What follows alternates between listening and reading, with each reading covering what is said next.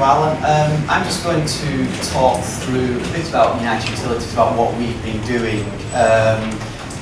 We do pick up quite a bit on the retirement communication aspect.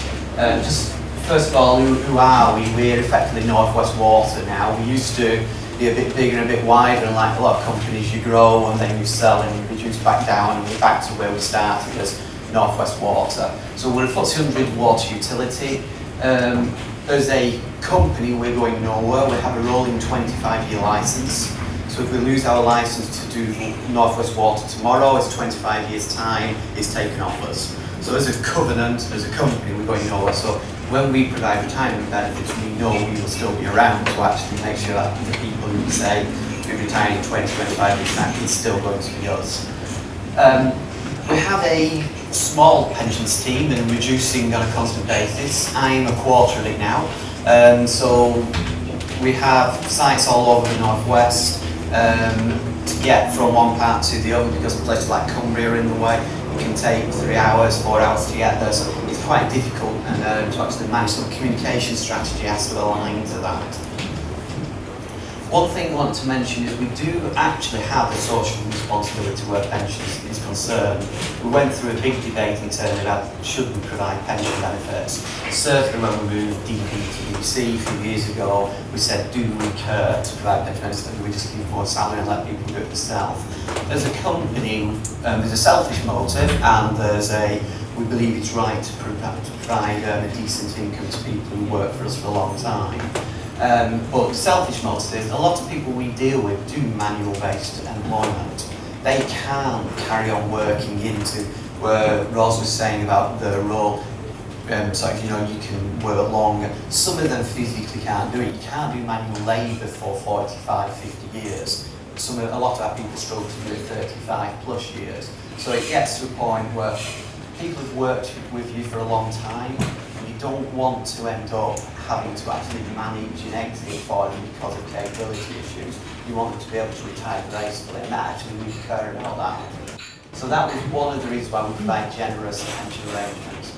As an example, our DC arrangement, we will double match what members pay up to, we'll pay 14% if they pay 7%, and that's available for everybody. So we have good quality arrangements in on the contribution side. So we spend a lot of money, so that came to, well, let's make sure people value it and understand what we're doing. So pension communication history is standard, I suspect, for most companies. What do people know about pensions? And it really was, I know it's a good one, because you tell us. There's this commutation thing, but I don't know what that means. And that was kind of pretty much where our communication used to be. And we used to actually genuinely think we knew what we were doing a great job in explaining pensions and all its technical wonder to people. So I would stand up in front of audiences like this of our employees, and I would talk for 35 minutes about how a DB pension is calculated, about the 80th and the 60th and the cash and the options, and you could just see people's eyes draining away. And it was only 2011 when we started, well, we need to actually improve our communications, where I actually got the comment that you guys are techie geeks, you need to stop boring us with the detail. We just don't care, and we never will. And the lady said that to me, a really nice lady, but she said it as bluntly as that. And actually, yeah, fair enough. So that actually made us start to rethink about what do we do, how do we do it actually, what is it we need to talk to people about. And the rethink came to, well, actually, defined benefit, defined contribution is completely different. A defined benefit member never needs to understand how it all works, never needs to understand anything about the scheme, but he will still get his pension at the end of it. So let's talk to him about what he might get. A defined contribution member may or may not end up with enough to retire. So you kind of have to talk to them about how they can make sure they understand it's in their gift. We will help, but actually the risk is all on them. So we kind of started to talk about it. Simplicity as well. We've moved to very simple, basic language and not going into the detail unless somebody asks a question. We've again, as I mentioned about, we've got a call centre over at Whitehaven. Now to get to Whitehaven from where we're based in Warrington, it's about 3.5 hours drive. And we have 300 people there. So what we've done is we've set up champions. So we've trained the basic level of understanding for them. They talk to new starters, they talk to people who have queries, they answer the basic questions, and then they've got a direct line into us to actually anything more complex. And a couple of times a year when we go up, they actually sit alongside us as we talk to people in the sessions. So we kind of, you can get the word out in different ways.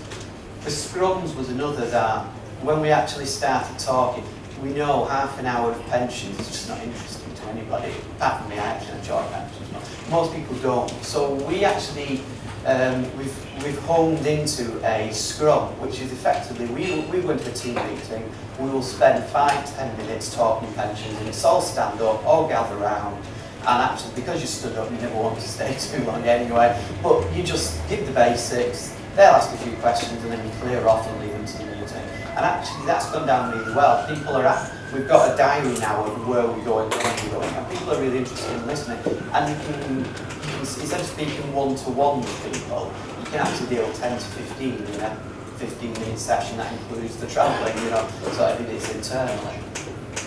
And then the other one is videos, which we've done some videos. We were halfway through a what's the DC arrangement until the budget came out, so we've actually just said, let's just put that hold while I think about what it actually is now. We actually had the branding, the pink and the greeny colours. We actually had this Bank of UU, it's free money, take advantage of what you can get from the company. And we do sort of put a website in place, because again, you've got to anchor where all your communications go. So we used to do an exercise, big communication exercise, talk about a certain issue, and then we'd go back to our desk and carry on, and people would forget it.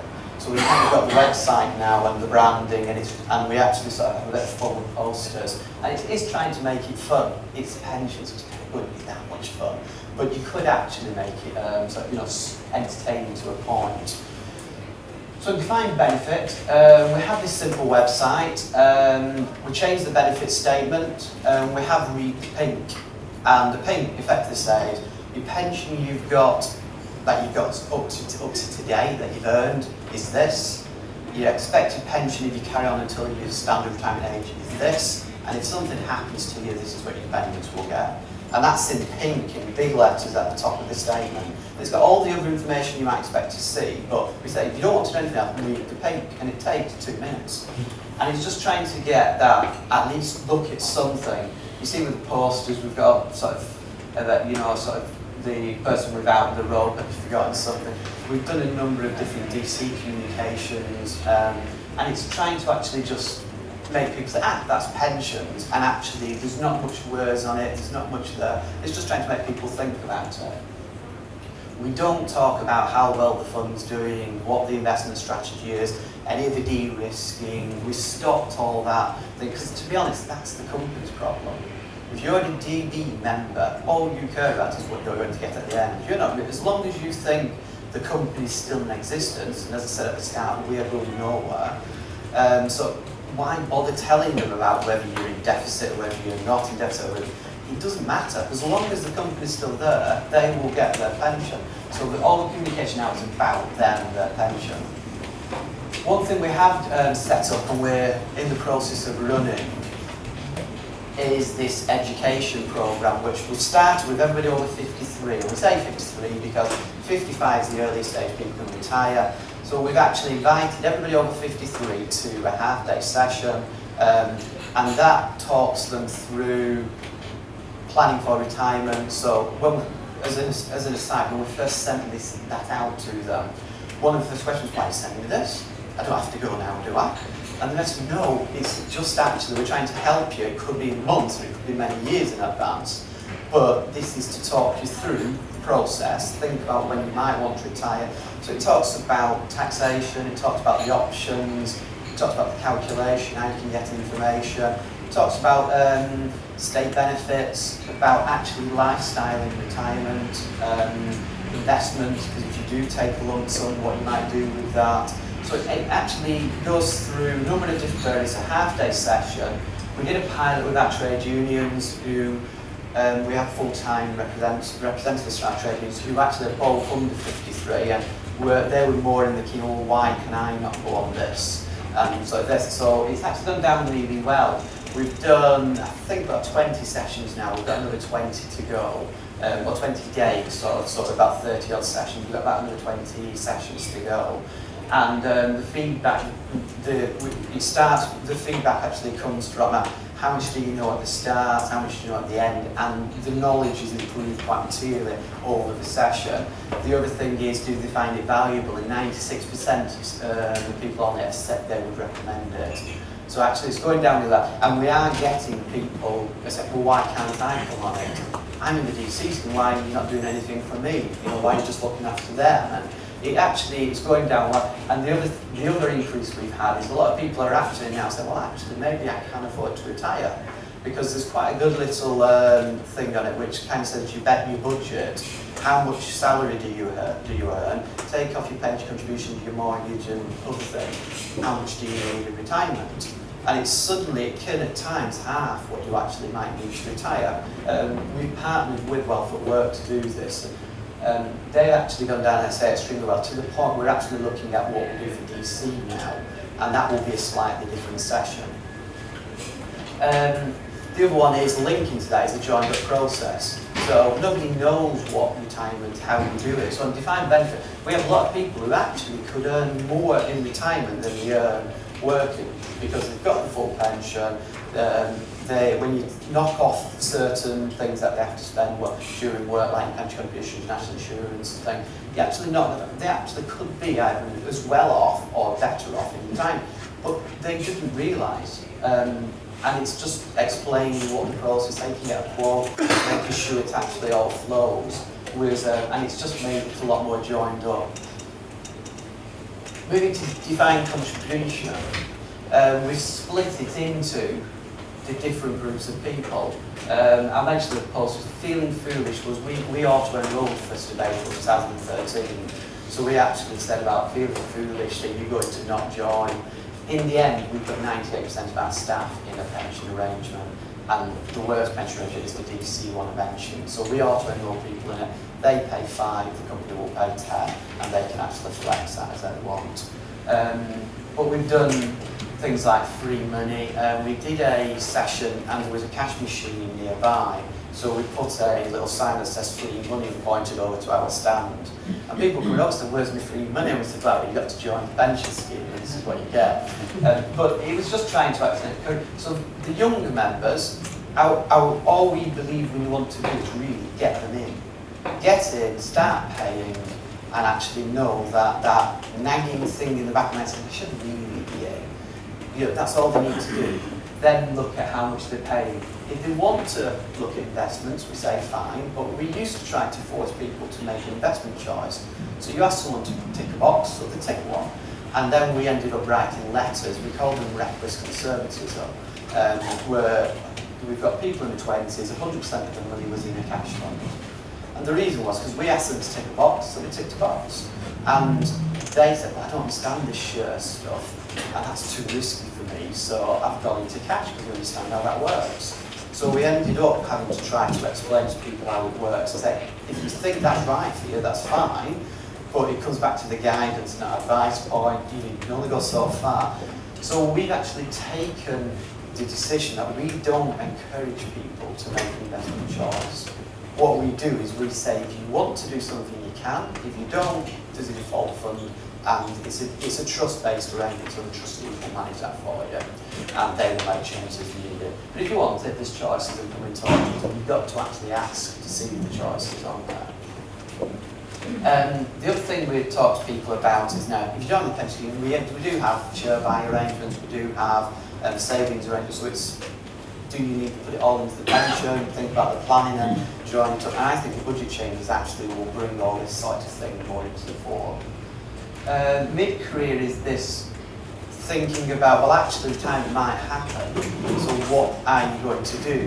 How will you have enough? Is mortgage or pension or whatever? Make sure people are saving and actually trying to encourage them to think about how much they might want in retirement. And it's just then think about paying the maximum. So if you're not paying 7%, you're losing out on some free money. And we use the RIO and say, well, you can pay £1 in, you get £3.40 going into your pot when you have the company's money, the tax relief and the NI. So you look at that and you can say, well, where else can you get that deal? Quid pro quo, you get it at retirement, not the day after. But where else can you get that option? So try and get people to think about saving and saving in the right way. And then as people approach retirement, we'll talk a bit more about the lifestyle, which actually is a big issue at the moment. But we'll talk about lifestyle, investment, about when they might want to retire, how the fund might want to move, do they want to come, are they looking to go at 65, or are they looking to take a phased retirement, and how that might interlink. Which again then comes on to the DC members at retirement. Now we do what Ross said, we have a company which provides guidance to people on their options at retirement. We actually have moved, it used to be an annuity broking service, but we have moved to a guidance on options at retirement. So within the last 12 months, they actually talk about what the choices are, how that may work, whether they want to actually go for things like drawdown. And it depends on the pot sizes, because DC for us started in 2006, so the size of the pots might not have linked to what a drawdown policy would have looked like. But we do talk through people about their options and what sort of pension they might want to take, and the administrator doesn't get involved in that at all. All that happens is the member contacts the administrator says, I'll pass your details on to the companies, or to the trustees, guidance advisor, and then they actually deal with the whole retirement process for the individuals and talk them through it. That's paid by the company, so there's no cost to them on that. There's no commission for setting anything up. So even if they go down drawdown route, there's no commission involved. That's actually always fee-based that the company pay. It doesn't provide advice though. So if they do actually want financial advice, they will have to pay for that on top. The thing I've missed on the DC is the thing that where we've done this DB sessions, we're actually in the process of looking at how we will assume the DC arrangement, which will probably be for a younger audience, or maybe people 45 or worse, which will talk them through the options for DC, how you can plan for retirement. It's retirement savings. And I think as we move on with the budget, it increasingly becomes, it's just a savings vehicle anymore. We actually have a 30-second, this is what a pension is. And we say, well, all it is it's like a building society account. You put money in, the company puts money in, you get tax relief on it, it grows, and at retirement, someone helps you to deal with it. Now, I think increasingly that action message is becoming more and more, it is just a long-term savings vehicle. I think it's no longer a pension, it's retirement savings. And I think there will be increasing flexibility around what that means. I did write these 3 points before the budget, so I kind of looked for things. Maybe they're not apt anymore, but we've actually just been through and agreed a drawdown investment alternative to our standard lifestyle, which was the standard old-fashioned, you move it into more certain assets, into cash just before retirement over a set period. But for people who will look at drawdown, that doesn't really work. So we've actually got a process which moves into things like diversified growth and corporate bonds, keeps the risk and all the way through to a retirement date. Now I think one of our urgent things we need to seriously look at is, well, do we just flip what the default is and keep the other option there? But I've got real concern about DC investments. It's just flawed. If you think all the time and effort you put into a defined benefit strategy with LDI and with risk management and you wouldn't put it all into equities, so you look at SWS and alternatives, and suddenly your DCs will be in equities for 35 years, then into bonds, into cash. You just would never do that with your DB scheme. So why is it appropriate for DC? It's just flawed. So we've been looking at what else is out there, and over the last 12 to 15 months, there's an increasing number of investment companies coming up with different options which can protect the capital, which can actually put some level of protection. It was all based again around towards an annuity. So when you've got this protection that moves with heading into an annuity matching side as you get close to retirement. So I think that will all need to change. But I do think the investment for DC is flawed and needs seriously looking at. Hopefully, with this move that people won't just retire on X games, it will be once everybody gets to 55, they can start taking whatever they want when they want. That may actually mean the investment options and keeping risk on will actually change the way people think about it. And then the last one is something we've been talking internally about, that within the company, we have a lot of people who, engineers, been with the business 25, 30 years, and we actually struggle to recruit graduate engineers because there is a shortage. So we said, so why are we paying good quality retirement benefits to people but not bringing in the younger staff that we actually want? So saying to them, don't worry, we'll give a 14% contribution for something you can get in 30 years' time. It just doesn't work. They don't value that. So we've been looking at, can we flex this contribution we pay to get better value for money? And one of the things is to offer, maybe it is a short-term ISA arrangement that for the first X years of employment, that can go into a savings vehicle. And then, so what you end up doing is you say, well, they pay 7, the company pays 14 for 5 years, that's a year's salary they get in 5 years' time. They get used to saving, they're used to saving at 7%, so the net pay, is going down. And then, after that, it would then move into the pension arrangement. Now, because it's more long-term saving, I think there is something that says, well, that's what we'll pay. You decide where you want it to go. Does it go into pensions? Does it go into the share options? Does it go into this, this savings, short-term savings vehicle?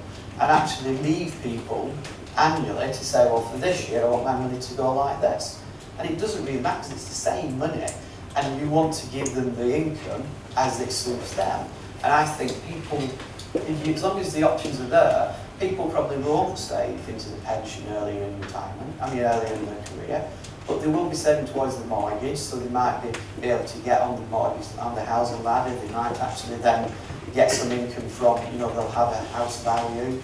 So actually, I think the flexibility of the change system means that it's no longer we must provide a pension. I think it's we must provide assistance to people and let them help to make their choices. So that then comes back to guidance, assistance, education, so they can make the right choices. But I think that increasingly that will become an issue. And I'm going to leave, and I hate to leave it, I'm going to leave it a bit of a negative to a point. This change actually might not be good for companies, because people may want to start dipping in their pension, work fewer hours, and carry on working forever. And does that work with what the company wants? So I think companies need to seriously look at if the new rules that have come in actually are negative towards where the companies want. So they need to rethink about what they're providing. Because, as I said, for us, we have a lot of manual-based people who physically wouldn't be able to carry on working until they were 70. So they take all their pension in 55 to 65 on the basis, well, that's carry on working 2-3 days a week. That might not actually be viable, and it might not suit the work that the company actually wants to do as well for planning. So I think there is a big issue around that. We actually talked around it in a meeting yesterday, one thing was, do we actually start to offer a fund that we will pay, it will be a pension, but we will pay an amount of money as they leave the company, rather than into a retirement pot, which they could get at any time. And I think there will be a lot of development coming. That's, yeah. Super.